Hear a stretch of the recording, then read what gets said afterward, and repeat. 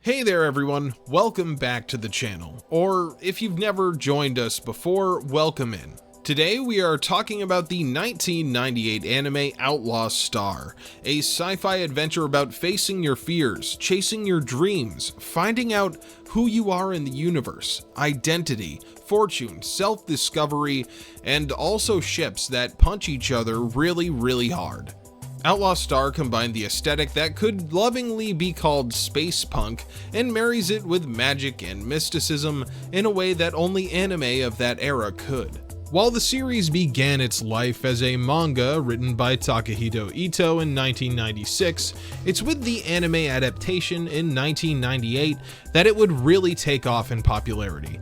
And yes, the hair is down today because Outlaw Star is about being free.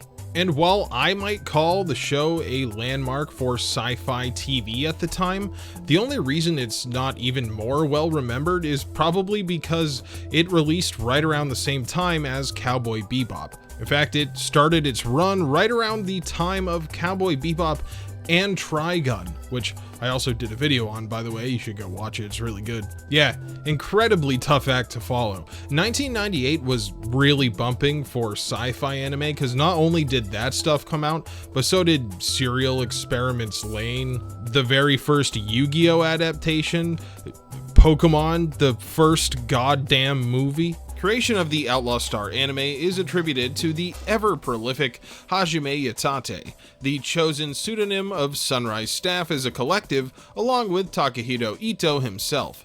But who do you get to direct an action space adventure like Outlaw Star? Well, they got Mitsuru Hongo, who before this was director of Crayon Shin-chan. While that might sound like a weird pick from the outside, it was a real good one. Here's a neat piece of trivia. The character designer for Outlaw Star is attributed as Hiroyuki Hataike, the man responsible for the designs of Armored Trooper Bottoms, a favorite here on the channel. And that is actually a pen name for Takehito Ito, so the naming shenanigans are kinda all over the production of this one.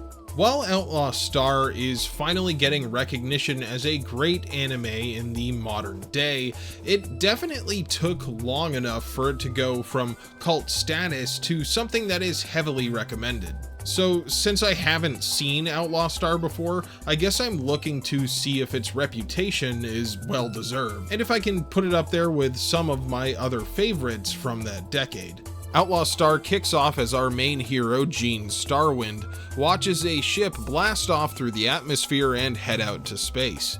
Gene is introduced to the audience as a rough and tumble bounty hunter that is already making a name for himself on the backwater planet Sentinel-3. Gene is a pretty simple guy, at least outwardly. He enjoys hanging out in bars, hitting on the waitresses, and despite being fairly young in the grand scheme of things, he backs up his cocky talk with a quick trigger finger. Outlaw Star wastes no time illustrating this by having a hardened serial killer named Death Rob waltz right into the bar and challenge Gene, saying that he stiffed his brother out of a bunch of money. When Rob tells Gene that he's killed 31 people, Gene just figures it's best to just shoot him, which reveals that Death Rob is actually a cyborg, which is nothing that a knife in the cyborg weak spot can't fix. Shortly after, we are introduced to Gene's partner, James Hawking. Jim might look like a little kid, and that's because he is, but Jim is far and away more mature than Gene, which is probably why he thinks of himself as the sleazy bounty hunter's manager. Together, the two run Starwind and Hawking Co., where they do any odd jobs that they can come across, including bounty hunting.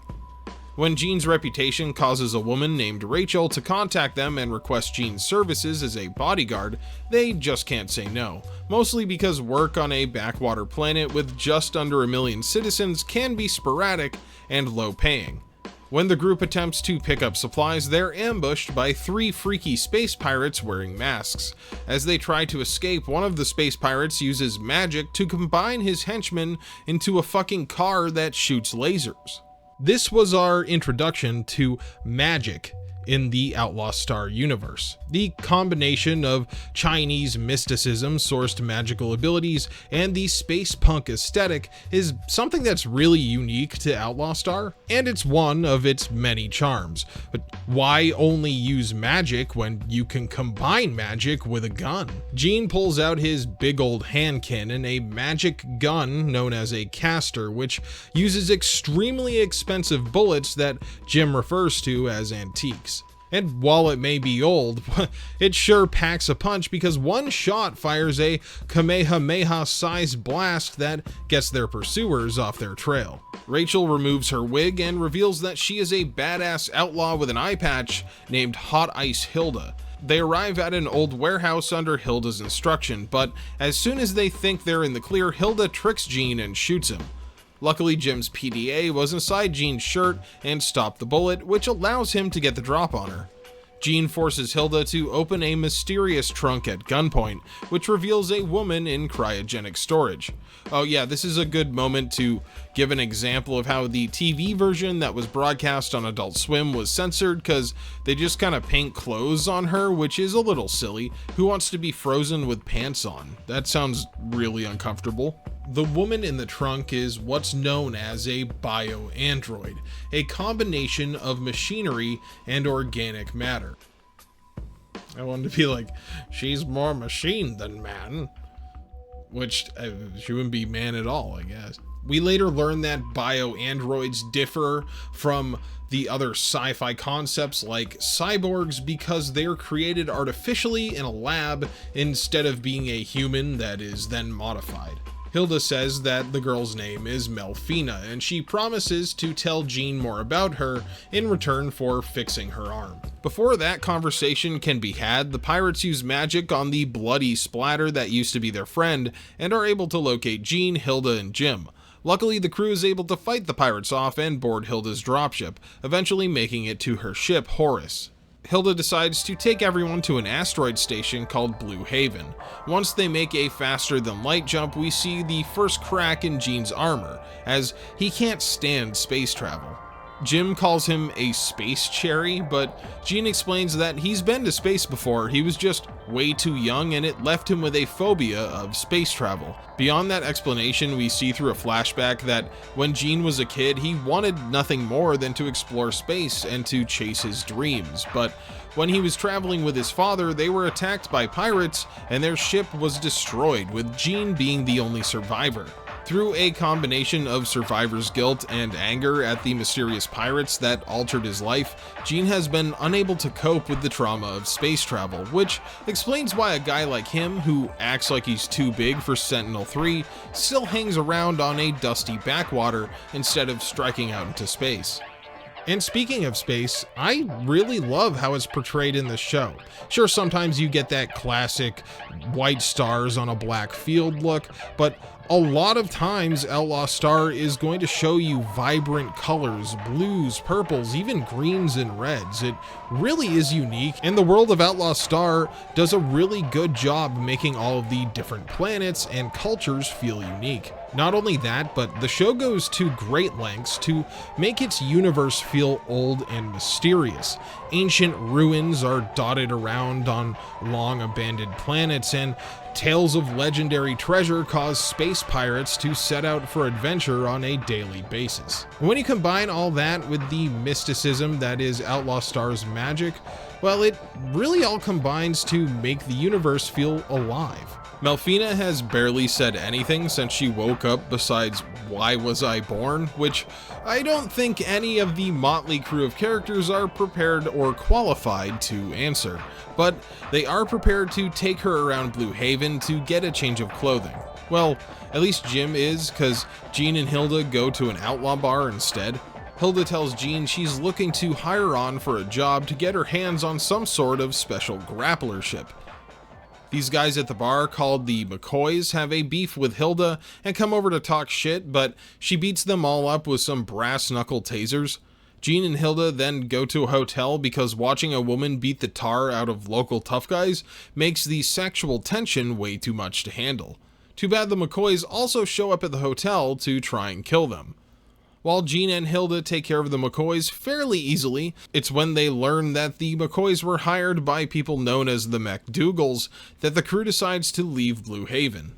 The McDougalls are bad news, so much so that Hilda wants to completely avoid them at all costs, even going as far as risking a ship battle with more McCoy henchmen once they launch. A huge ship operated by the Katarl Empire acts as a good decoy so that they can get away, and it also introduces us to the half-human, half-tiger Katarl race that are basically like if the Klingon from Star Trek were cat girls.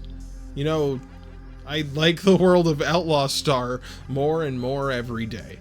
The Katarl ship is under the command of Aisha Clan, a bombastic Katarl officer. God, that's hard to say. Katarl officer who is under orders to track down Hilda from her empire. She is also the best girl in a show full of best girls, but more on that later. Once the crew is able to get away from the K-Pirates that were laying in wait for them, Hilda explains that she's taking them to a small moon called Farfalos to retrieve a prototype ship that is the culmination of the technology of the Space Forces and the genius of the K-Pirates. Hilda also fills Jean and the others in on the fact that her ultimate goal is to find something called the Galactic Leyline, a legendary location hidden somewhere in space that is rumored to hold a great treasure. Hilda doesn't say much more about it, but the K-Pirates are interested in the Leyline and she really hates them, so that's good enough reason to look for it. While there are many factions in the world of Outlaw Star, they generally fall into one of three broad categories. You have the Space Forces, which are made up of planetary militaries, police, and security. Pirates are a more fleshed out faction that are comprised of many different groups and subgroups. The K-Pirates, who are the main antagonistic faction to Jean's journey, fall under the rule of a man known as the Tendo King, and while we'll never see this shadowy figure in the show, he is feared throughout the galaxy as a master of Tau magic. Outlaw Star mostly deals with a subgroup of the K-Pirates led by a man named Hazanko, called the 108 Stars. Finally, we have the third group, outlaws who don't fall under the command of any of the pirate guilds or Space Force factions. Jean hopes to strike out and become a well-known member of this freedom-seeking faction. Hilda and the crew dock on a small asteroid orbiting Farfalos, and we see that inside there is a hidden laboratory. Inside the lab is the special ship that Hilda mentioned, the XGP-15A-2. Hilda stole this ship, which puts her on the bad side of both the pirates and Space Forces, but it was totally worth it because the XGP is a totally decked out grappler ship that comes with a fully operational onboard AI named Gilliam. Hilda strong-arms Gilliam into registering everyone as official members of the crew, but before they can even read the manual, Horace contacts them and says that the pirates have followed them. Hilda boards Horace to fight the pirates off and tells Jean to get the ship launched. While Jean is doing the physical act of piloting the ship, Melfina is loaded into this tube full of liquid that allows her to essentially act as a biocomputer and link with the ship. Once they finally get outside to help Hilda, Jean sees the pirate ship that belongs to the K-Pirates is the same one that killed his father all those years ago. During the fight, they shoot the enemy ship with a missile that causes everyone to start getting sucked into the star's gravity well. While the XGP has enough power to escape the pull of gravity, the others, including Horace, aren't so lucky. Hilda decides to go out fighting instead of being pulled into the sun by the pirates, and she detonates an explosive device hidden in her molar after telling Jean that outlaws don't go down easy. This death will take a heavy toll on Jean for the rest of the series, but for the moment he tries to hide it under a mask of bravado. Gilliam asks Jean to set a course for the ship, but before he does, he names it the Outlaw Star.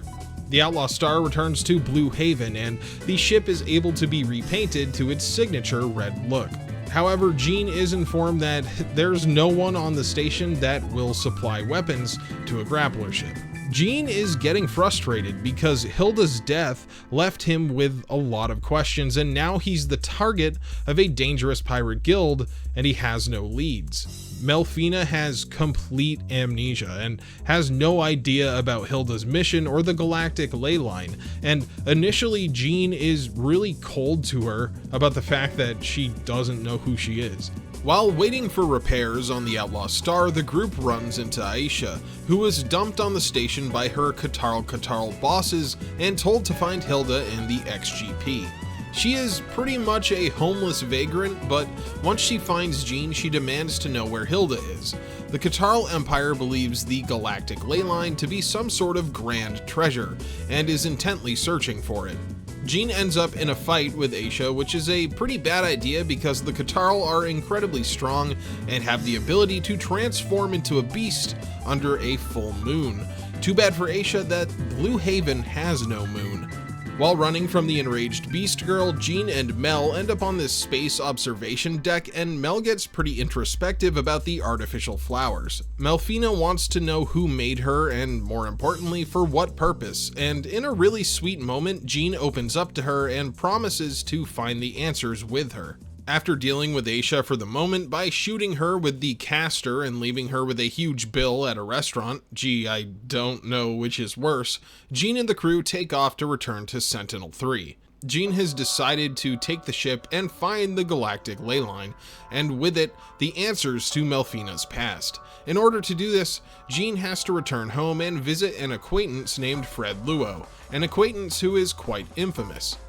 Fred is the son of the owner of a corporation and heir to a vast fortune, as well as being a prolific weapons merchant. On top of that, Fred is a heaping helping of 90s gay anime tropes that are fairly over the top at first, but subside fairly quickly. I'll admit, at first I was a little worried that Fred Luo would just be a very stereotypical gay character from that era. I mean, 90s anime isn't exactly known for its stellar representation of queer people, and while I don't really ever talk about it in videos, that's mostly because it's usually relegated to a very brief gag or one-off character. Personally, I'm not really bothered by a gay trope that some Japanese writer threw into an anime 30 years ago for a gag, but I figure that the character of Fred Luo is a pretty good time to bring it up. Like I said, at first Fred does kind of come off this way. He's constantly flirting with every character on screen, and the show makes it a point that Jim, the 11-year-old boy, is constantly being teased by him. Beyond that, though, Fred is not the out-there gay caricature that you might imagine. He's not incredibly flamboyant in design or speech, and more importantly, Fred is not just a gag character. He's a person with a solid place in the world and a meaningful connection to the main characters. And he's a consistently helpful ally to the crew of the Outlaw Star for the show's duration. Now, I mean, they owe him a lot of money, but that's because he's not a doormat. So, yeah, even though I think Fred could leave you with a bad first impression if you're sensitive to that kind of thing, I personally think that he quickly evolves past that particular trope. Apparently, armaments for grappler ships are very expensive, and as much as Fred likes Jean, which is a lot, he's running out of IOUs. Luckily for Jean, Fred is the target of an assassin named Twilight Suzuka, an infamous killer who always slays her target during the setting sun. Jean says he'll protect Fred from her in return for the grappler ship parts, and right after, Suzuka attacks Jean and we see she is no slouch. I mean, she cuts a bus in half with her wooden sword, and they have to lead her into the outskirts so no one gets hurt. Jean wins the duel by loosening Suzuka's robe during the fight. I guess all that grab-ass he was doing at the bar did come in handy. And Suzuka agrees that since Jean beat her in a duel and wounded her pride, she has to kill him before Fred, thereby protecting Fred until Suzuka can kill Jean instead. Man, what a clean way to have that wrap up.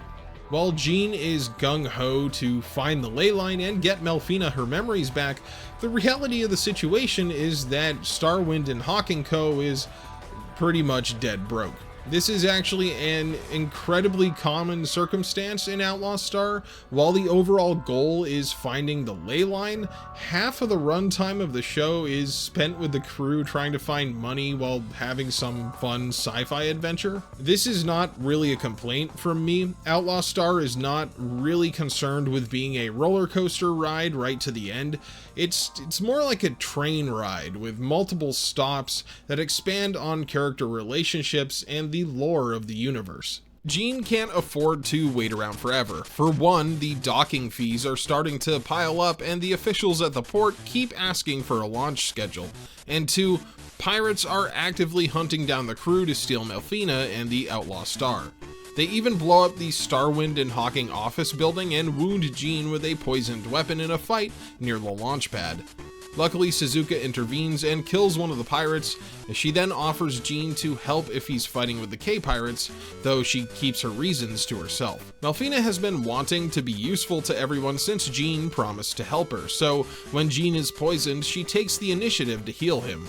Mel takes him into the ship's core tube, telling him to open his heart to her. He realizes he's not alone anymore, a fear that's plagued Jean since his traumatizing childhood, and is miraculously healed just in time to hop in the pilot's seat and blast off before the K-Pirates can bust in through the hatch. Blasting off does damage to the tower on the launch pad, which makes Jean and the Outlaw Star wanted on Sentinel-3, but hey, what's an outlaw if they aren't running from the law? Jean goes into combat mode above Sentinel and takes out 3 pirate grappler ships that were laying in wait. Grappler ship combat is really cool in this show, and there's some really interesting camera movements. Plus, it means you get to see a lot of cool space backgrounds, which are always stunning. The combat itself is interesting too, because the ships always wield a variety of melee and ranged weapons, so if you like seeing ships with arms fly around wielding swords, there's plenty of that here. Jean sets their course to a system known as Haifong, a much more populated location where they can lay low from the pirates and look for work. Once they get to Haifong, Jean reveals that he doesn't really have a plan and wanders around until something falls into his lap. There's a fun little misadventure where Jean tries to collect the bounty on a guy named Zamba, but is outdone by Suzuka, who keeps the money. Jean then hears about a big space race starting in the next few days, and he recognizes one of the participant ships as the McDougal's. Seeing the McDougal ship makes Jean even more determined to enter the race, hoping that it may give him the opportunity to confront them about Hilda. The race requires a $150,000 entry fee, and most entrants are corporate-sponsored racers, though it's not unheard of for a private ship to compete. Jean is forced to call Fred once more, who agrees to cover the fee as long as the Outlaw Star comes in the top 3 and they advertise his company at the winner's circle with some interesting outfits. Not a bad trade for 150,000 won. One detail that I love about the space race is that it takes place over multiple days. Like, time between checkpoints is measured in the tens of hours because space is huge. Besides the McDougal ship, which is reportedly piloted by a man named Henry William, a Catarl ship has also entered the race, and we see that Aisha has pretty much talked her way into command of it during the race.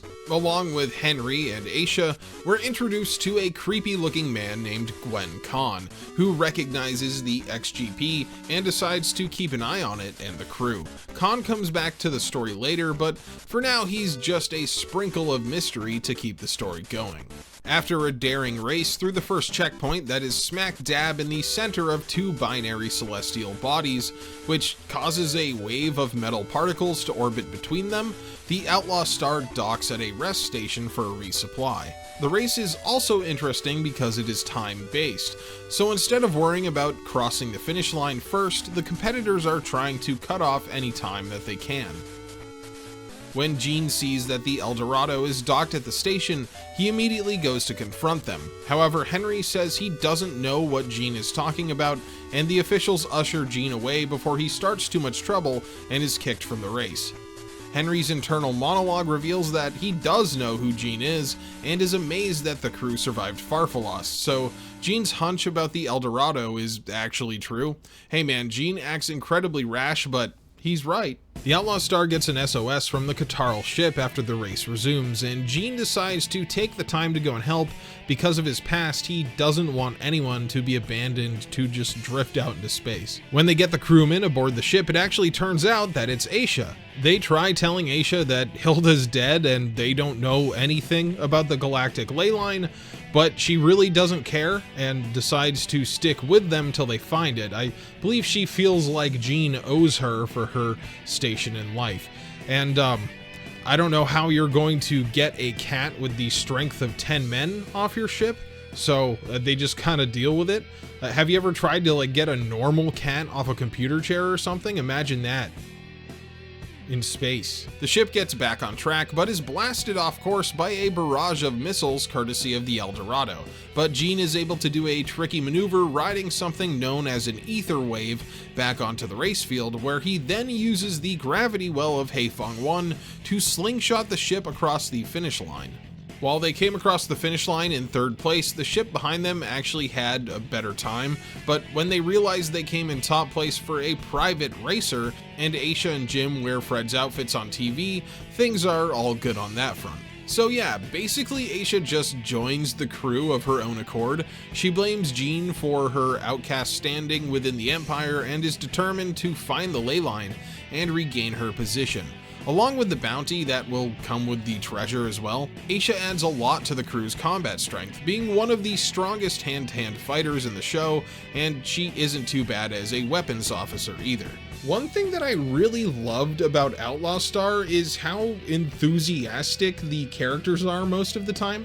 While Aisha starts out quite adversarial, once she's on the ship, she's all in to find the Space One Piece and is treated quite friendly by the crew. The same goes with Suzuka, and while Jean doesn't fully trust either of them until the end, I'm glad there weren't a ton of episodes dedicated to being suspicious of the other crew members. Jean finds out that the El Dorado dropped out of the race, but left him a message telling him to come to the Leon Lagrange point for a duel. Harry McDougal's combat strategy is to dodge behind a bunch of asteroids and pelt the Outlaw Star with missiles. The Outlaw Star has no idea that the El Dorado has an identical sister ship named the Shangri-La that is assisting in the duel. The crew comes up with a plan that has Aisha exiting the ship and shooting the El Dorado with a flare so that Jean can get close enough to board it and deal with Harry personally. While Jean forces his way past Harry's henchmen inside the ship, Harry reveals that he's a little hacker and starts infiltrating the Outlaw Star's systems. This is where we introduce cyberspace to Outlaw Star. It's something that comes up a couple of times in the series, and it actually kind of reminds me of The Wired in Serial Experiments Lane, though it's definitely not as fleshed out as it is in that series. They don't really go too in depth with it or how it interacts with the rest of the world, so for the moment it's just a cool representation of how characters hack into computer systems. Harry is surprised to see a woman inside the Outlaw Star's computer system, but before he can take over the ship, Jean shoots the hacking device off of his neck and then shoots him once in the arm for good measure. Take that, you little space bastard. Jean interrogates Harry at gunpoint, but Harry just cries and says he doesn't know anything, and then gets away when Jean is distracted. The Shangri-La shows itself and is able to get away from the Outlaw Star, leaving Jean with no answers. Though now he's determined to find Harry's older brother Ron and ask him some questions because Ron's gotta know something. Once again, Jean has few leads on the galactic Leyline or Harry and Ron McDougal. The crew goes back to Haifeng and is able to rent an office, but they need to find work because their parking fees are piling up once again. We get a pretty fun filler episode where they fight an alien cactus that mind controls people into buying ice cream. While the story has nothing to do with anything, there's some fun gags and comedy bits. It's a nice breather between the showdown with the El Dorado and the next threat that puts the Outlaw Star's crew into its sights. After a few episodes of not hearing anything from them, Hazanko and the K-Pirates begin to make their move. Hazanko calls a group of assassins known as the Anten 7 into his service, telling them to hunt down Jean and steal the XGP in Melfina. Each member of the group is a big weirdo with their own method of attack or strange fighting style, and I actually don't really like how they're used in the show.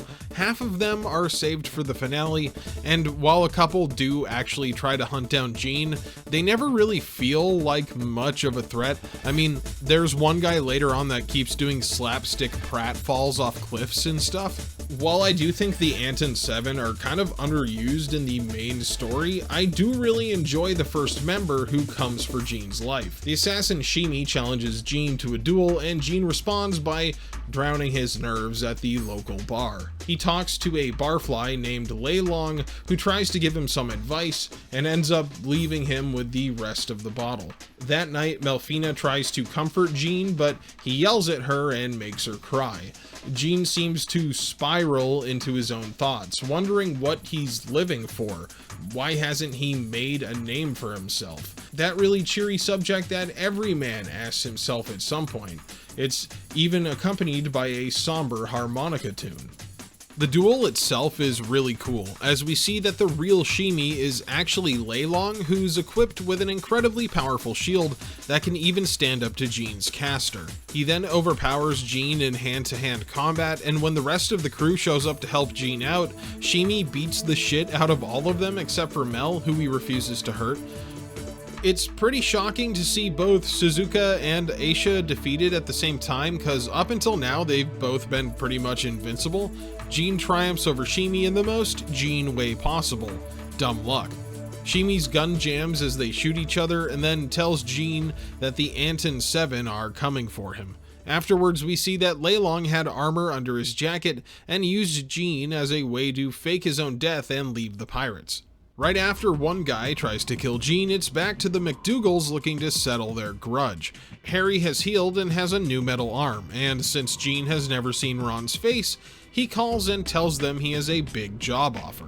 They meet Ron at a restaurant, and it doesn't take Jean long to figure out that Ron is a McDougal. He spills the beans about the XGP, saying that the ship and a special bio-android computer are required to get to the Leyline. Hilda stole the ship, and the Space Forces ordered the ship to be destroyed so that the proof that they worked with the pirates wouldn't leak. While Ron initially asks Jean if he would be willing to sell the XGP, Jean is not about to make a deal with the man who may have killed his father, so a fight between Ron's gang and the Outlaw Star crew breaks out. This is where we see that Ron also wields a caster, though his looks like a magic tennis racket. The caster shots cancel each other out, and Ron has a personal shield that's strong enough to tank a shot from a rocket launcher, so dealing with him is way tougher than Jean initially thought it would be, even with Suzuka and Aisha there to help out. At the office, Harry successfully breaks through the door to kidnap Melfina, who he has become uncomfortably obsessed with since their last encounter. Harry tells Melfina that he's just like her because he was born in a lab, and we learn that the younger McDougal is also a bio-android. He takes Mel back to the Outlaw Star, but she's able to lock him out and even kicks him out of cyberspace, which causes Harry to go absolutely nuts and rip his own arm off. Yeah, I told you Harry is kind of a psycho. Harry and Ron retreat for the time being, but before things can go fully back to normal, the Outlaw Star gets a message from Gwen Conn, addressed directly to Melfina, in which the strange man asks her why she hasn't yet gone to the Leyline. This obviously bugs her and causes her longing to find out why she was made start to eat at her once more. It also starts to prod the audience a bit, as we are past the halfway point by this time, and it seems like it might be time to start the hunt for the Leyline in full. But like always, Jean and the rest of the crew need money for maintenance and docking fees. Man, parking in the future is expensive.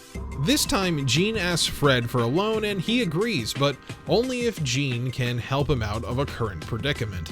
Fred is engaged to this big muscle woman that he keeps pushing off by saying that in order to marry into his family, they have to be the strongest woman in the universe by winning a fighting competition 5 times in a row. This year would be her 5th time winning, so the crew takes the job, and they initially try to dress up Aisha and enter her into the contest. Unfortunately, Katarl are not allowed to enter the contest because the organizers are fucking racist. And also, the last time a Catarl entered the contest, they did bite someone's ear off and then kill a bunch of people, but that's not going to happen 2 times in a row. Jean ends up dressing as a woman to enter, and then Aisha enters in a mask. One of the Anten 7, named Iraga, is also in the tournament and takes Reiko out off screen. Aisha ends up fighting Iraga in the finals, and both of them transform into a beast form, though Iraga isn't a Catarl, she's just like a werewolf, I guess? Finally, we got to see Aisha in her beast form, which is this cool looking white tiger. The main problem is that while she gets really strong, she basically goes crazy and will attack anyone around her. Also, they barely use the beast form until the finale, so it feels pretty special when you actually get to see it. The Outlaw Star finally makes its departure from Haifeng, and while I enjoyed the adventures on this planet and station, it does feel good to finally be striking out for the Leyline. The only problem is that Jean still doesn't really know where the Leyline is, and all his attempts to find any information about it end in disaster. Jean has Fred scour all his contacts for any information about the Leyline, but before that info turns up anything, we get 2 pretty fun filler episodes. In one, the crew gets mistaken for pirates by these Space Security Force soldiers and end up having to defend a station when real pirates attack. It's cool seeing the Space Forces actually do something, especially at the end when they show how powerful their ships are, which is something you never really get to see anywhere else in this series.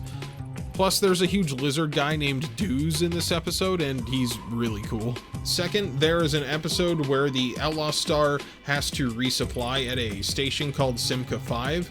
There they run into an Anten 7 member named Hanmyo, who is a young woman who can telepathically communicate with cats. Unbeknownst to both Jim and the assassin, they meet in the town and end up going on a few innocent dates. The Outlaw Star destroys Hanmyo's ship at the end of the episode, and she never shows up for her final date with Jim, which was really sad, actually. But at the same time, Jim never finds out that Hanmyo was the assassin, so he never has to deal with her death emotionally. I wish they would have done a bit more with this premise, because there are very few Jim-centric episodes in the series anyway. Fred finally contacts the Outlaw Star and gives them the coordinates to a planet that houses a huge ancient ruin known as the Grave of the Dragon.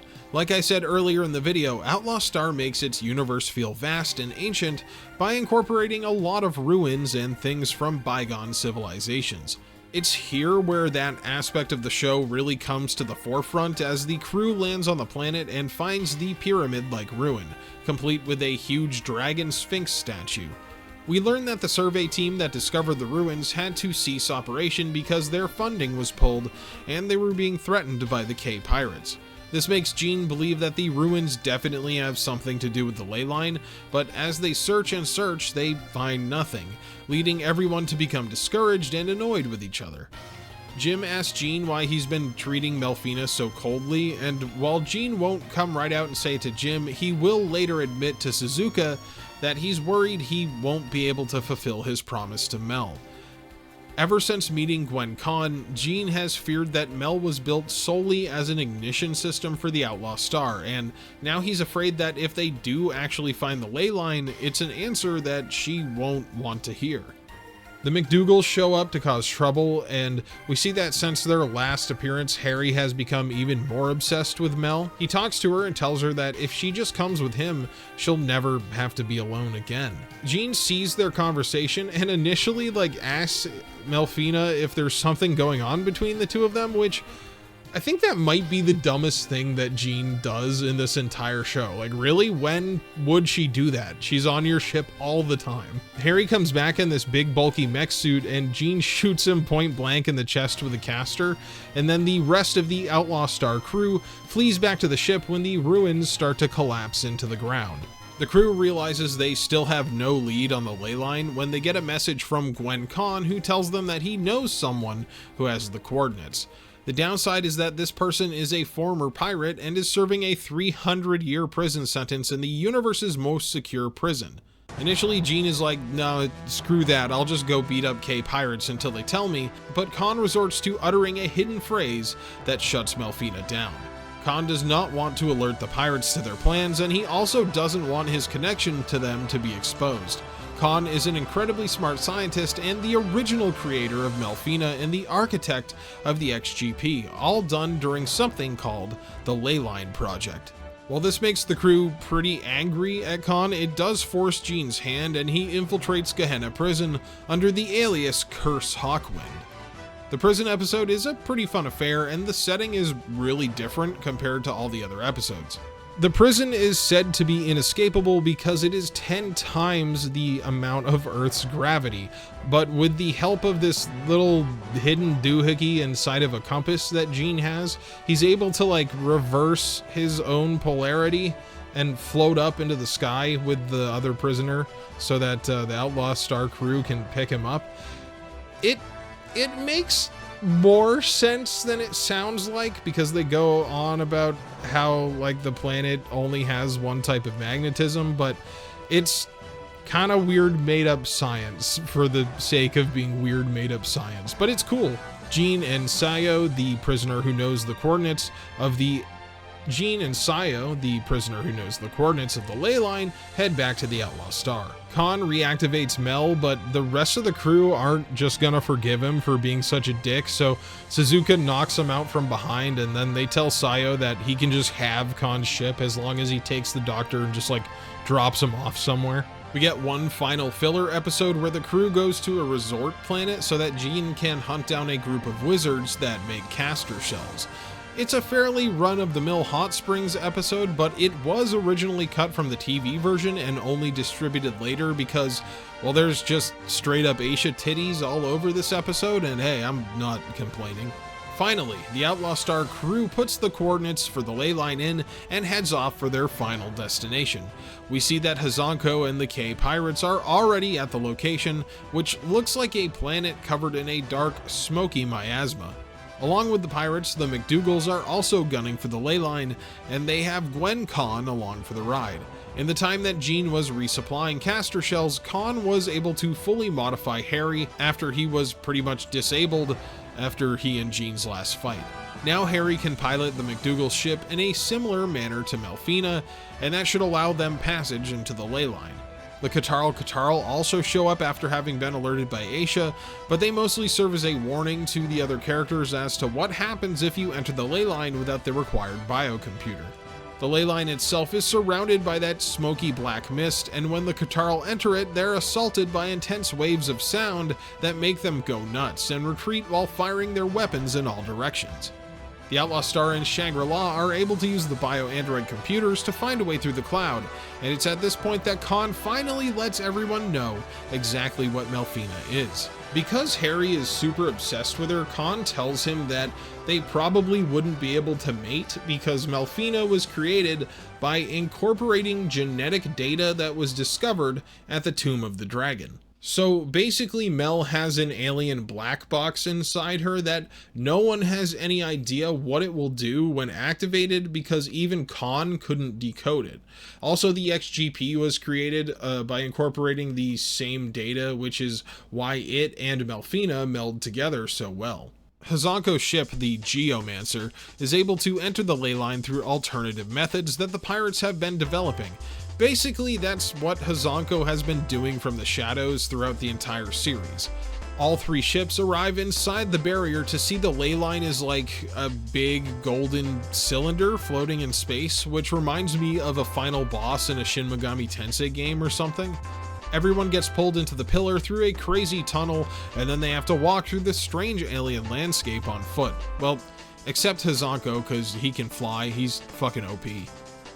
We keep hearing a female voice in the sky asking Melfina why she's returned to this place, and then she gets teleported to this very uncomfortable looking apparatus. Everyone tries to find their way to Melfina's location, which means that we get a bunch of one-on-one fights between the Outlaw Star crew and the rest of the Anten 7. Honestly, these fights aren't super interesting. The best one is probably Suzuka versus Hitariga. Hitariga removes his mask to show that he looks just like Suzuka, and we finally learn that Suzuka hates the K-Pirates because of the actions of him in the past. Now, I wish they actually expanded on this, but they really don't. We just get a cool sword fight, and that's pretty much it. Jean gets a final showdown with Ron, where he uses one of his new special caster bullets to knock the McDougal off a cliff. See you, Ron. Jean finally makes it to this huge gate where Khan is waiting.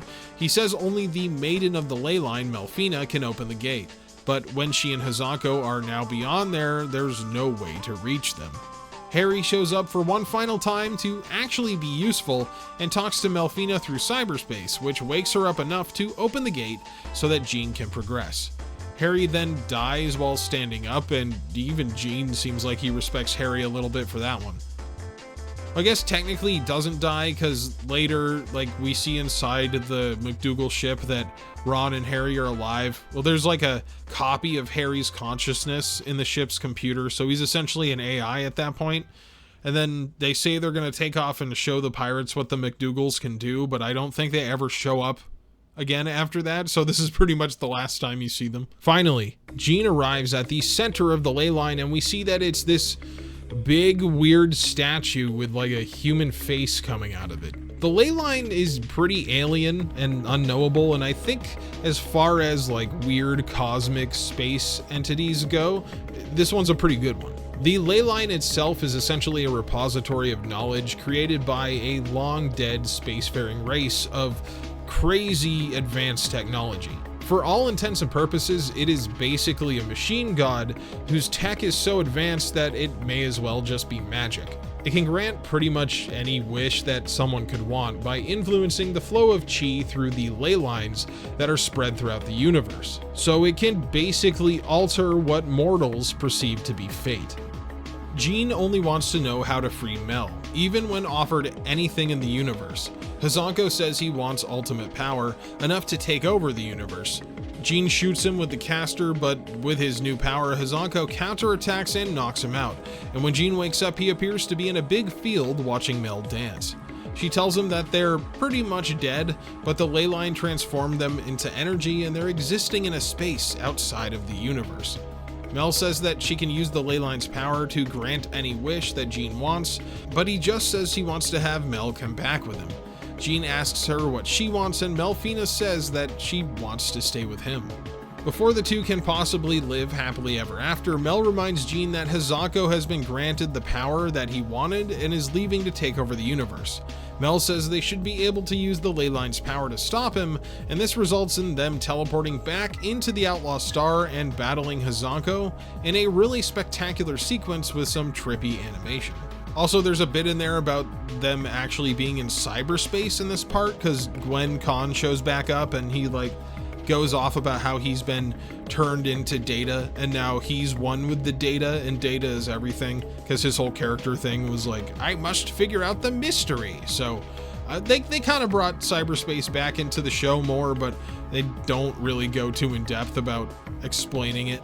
The ship battle against the giant Hazako, who has fully transformed, is interspersed with scenes of Jean fighting the pirate leader in cyberspace. And finally, Jean is able to fly the Outlaw Star right through Hazako's head. The Outlaw Star gets caught in a giant explosion, and then we see a second version of Melfina appear, who refers to herself as the maiden version of Mel. She tells the crew that the Leyline is going to move somewhere else in the universe, so it can't be found again right away, and she's gonna go with it. And Mel basically gets her wish and Jean's wish, because since the maiden version of Mel is going with the Leyline, she won't have to. Therefore, Mel is pretty much free to do whatever she wants, make her own destiny. The series ends with a hopeful feeling for the future, as the crew of the Outlaw Star are all united as friends that go off to explore the far reaches of space. Jean even does his time for the damage he caused to the launch tower on Sentinel, and we get to see how weird it is when he has short hair. And that, everyone, was Outlaw Star, more or less. Outlaw Star is a timeless 90s sci-fi romp that I think the world could use a bit more of in this day and age. It's full of humor, hope, friendship, and magic, and at the end of the day, it's a refreshing adventure that I would love to experience again at any time.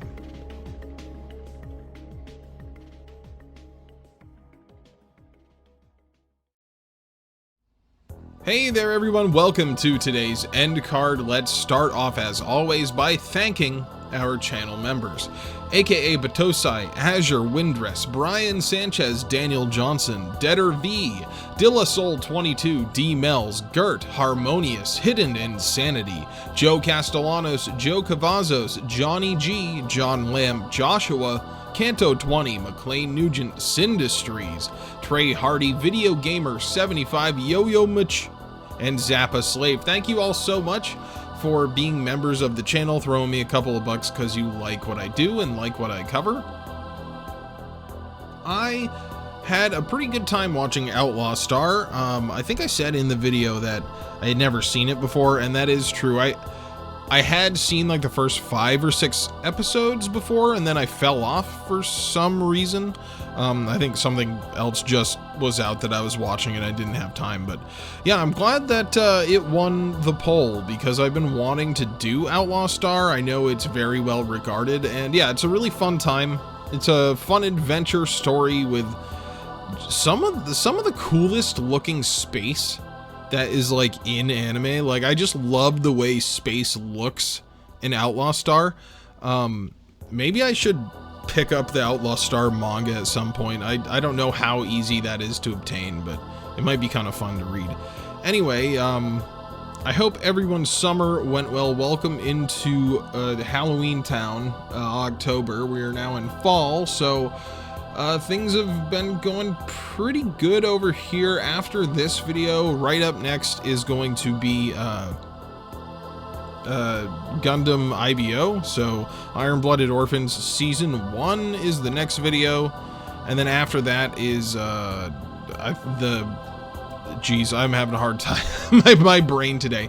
After that is Gun Sword, which I have called Gun X Sword my entire life, but it makes sense that it would be like Hunter x Hunter, where you don't like vocalize the cross. So that is after Gundam IBO Season 1, and then we'll do Gundam IBO Season 2. And probably in there somewhere I'll put out a poll. I don't know, maybe I'll do a poll for like an anime movie. Give myself a little bit of a break of watching 20 to 50 episode long seasons. So yeah, I hope you guys enjoyed this video today. I think it was a pretty good one. I'm enjoying the integration of the green screen. It's been really fun to play around with and work with, so I really like it. I hope you like it too, and we will see you again very soon. Have a good day, everybody.